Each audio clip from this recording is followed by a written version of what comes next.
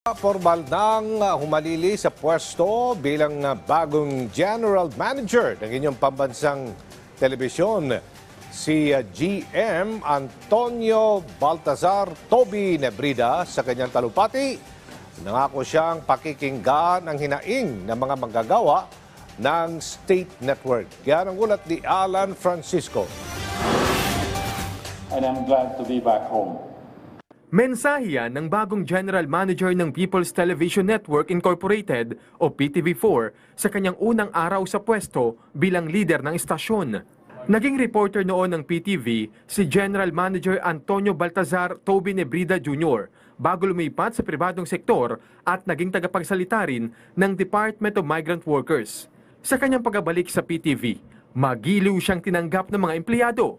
Sa kanyang mensahe, una niyang binigyang diin ng business as usual bilang mga public servants. Let's continue what it is we are doing. We are all public servants. We all serve the people. Maliwanag naman sa pangalan natin, di ba? People's Television Network.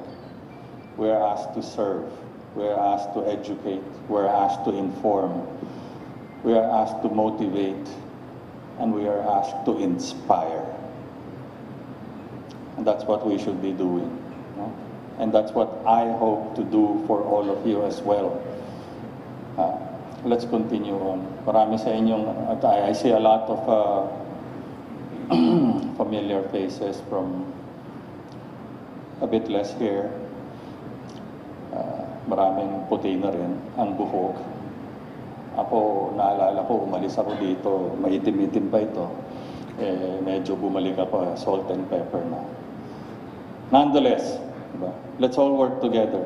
Tiniyak din ni GM Nebrida na nararamdaman at handa siyang makinig sa mga manggagawa ng State Network. Nararamdaman ko, naririnig ko, at makikinig ako.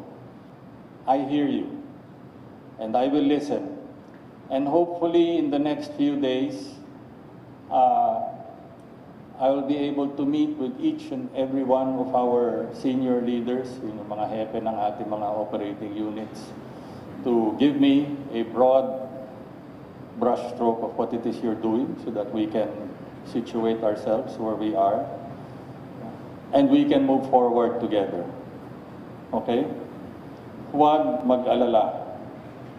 Very short message. All will be well. Hinimok niya rin ng mga empleyado na manatili ang pagsisikap sa trabaho. You know how hard I work. I work at that time anything from 12 to 16 hours a day. At kung kailangan, walang uwian.